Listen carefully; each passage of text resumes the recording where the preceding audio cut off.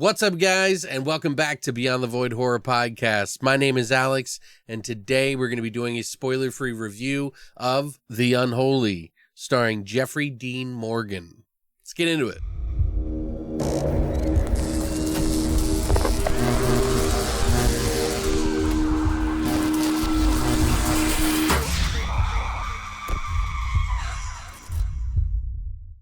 So, The Unholy has just come out to theaters and VOD. You can pay the unholy price of $20 for VOD. I'm just going to tell you right fucking now, it's not worth that price right now. Not to own, not to rent. No. This is the directorial debut of Evan Spiliotopoulos. He has been a writer for many wonderful kids shows such as Tinkerbell and the Lost Treasure, The Nutty Professor, The Little Mermaid, Battle for Terra, Cinderella 3, A Twist in Time, Pooh's Heffalump Halloween movie, Tarzan 2, The Legend Begins, and so on. So obviously this movie is going to be scary as fuck. Look, I'm joking, okay?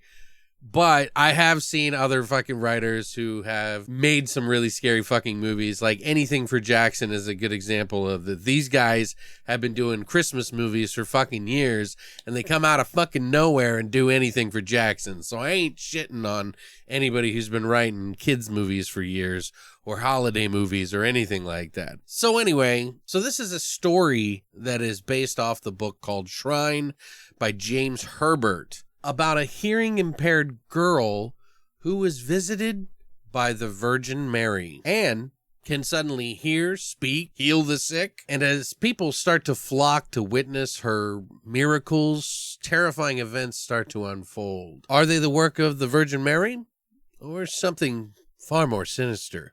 This movie stars Jeffrey Dean Morgan, Cricket Brown, William Sadler, Katie Aselton, and Carrie Yules, who was in Saw and Robin Hood, the comedy movie. But yeah, I saw Jeffrey Dean Morgan, and I like him. I think he's a pretty good actor.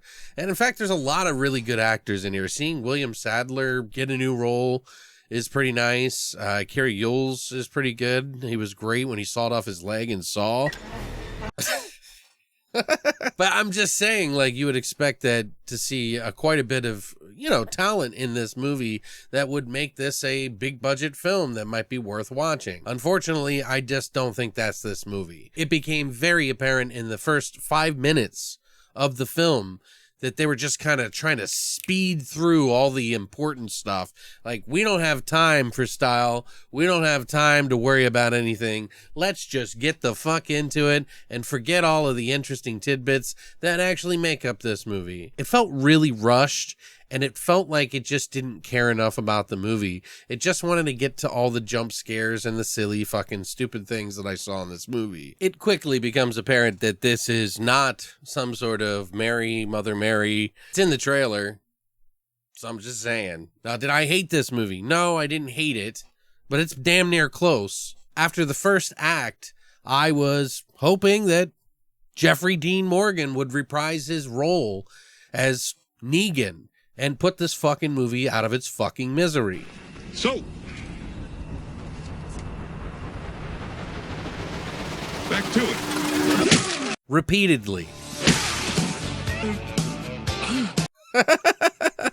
It's that bad. It's really that bad. I know that there's going to be some people out here that enjoy this movie, and it might be because they haven't seen other movies that have done a lot of the same things that are in these movies. It does feel like very borrowed material, and not in the homage type way, or not in the way that is kind of like okay. Like, it's done in a way that it just feels cheap, borrowed, and doesn't give a fuck, and unfortunately doesn't have the sort of atmosphere or pacing that you would need in a horror movie to make something like this pop off. The premise just becomes very silly. A girl that, has sort of powers that could change the world but is actually evil is kind of been done before in Bless the Child, which was a movie from 2000 that came out that was kind of similar, only it kind of went a different path. And this also kind of reminds me a little bit of The Reaping with Hilary Swank that's in it. It's not exactly like that movie either, but it's kind of like the reverse. Unfortunate, because there's some talent that is in this movie, and I unfortunately feel like it's wasted. These could be great performances. They all kind of felt familiar, especially with Jeffrey Dean Morgan, which is kind of weird. He's a little different in this than he was in the movie Possession, which he did the Dybbuk Box movie, which was also a production by Sam Raimi. This is probably the worst Sam Raimi production I've seen yet, by the way, and that's really sad. Matter of fact, it feels like it so badly wants to be a part of the Wan universe, Blumhouse type thing, that it just felt like it was trying to mimic something the entire time. Now, I saw The Nun, and that is a very familiar movie to this, I would assume. That movie was better than this movie. I could at least watch that movie, even though that movie borrowed from a lot of stuff too. At least it was kind of borrowing creatively from its own pile and Demon Knight, but this one just kind of blatantly kind of takes it in a lot of different ways and then doesn't really reward you. Before the second act, I knew exactly how this movie was going to end immediately, because they were pushing it and pounding it on your head over and over and over again what the conclusion was going to be, which is not a good idea. You should kind of hide that, I think, personally, until the very end reveal, which makes it more interesting. The performances in this movie are fine. They are all sufficient, but wasted. These actors can do better, and they were probably not directed to do so. So I don't know why they chose this movie because they're all better than this material, unfortunately. And I hate to say it, maybe they're just friends with the guy, and I have no ill will towards the director. Maybe this just isn't his cup of tea. I don't know. Maybe it needed to get more drafts, but as it stands now, it's a sad disappointment. I would probably give this movie a 3.5, maybe a 4 out of 10. Lower than a popcorn movie. You know when people say, oh, it's a popcorn movie, you can just pop it on, you don't really have to pay attention. It is, but it's actually worse than that. It gets you kind of angry if you've been a fan of horror for a while, because everything's very apparent and everything's right there laid out in front of you, and the performances are wasted. These are talented actors that could be utilized for something much better, far greater than this movie, unfortunately. And I normally am pretty fucking understanding of fucking movies, but we all like different things for different reasons. Maybe they haven't seen the films that I have. Maybe they're younger or older and then enjoy the certain style that had this movie, because if I hadn't seen these other films, maybe I would have had a better time with this. You never know. But unfortunately, this movie is below average. It is below mediocre. It's painful at some moments, and it became like kind of a joke to me as I was watching the movie. I just kept making jokes the entire time. Some of the CGI and jump scares in this movie were just overbearing.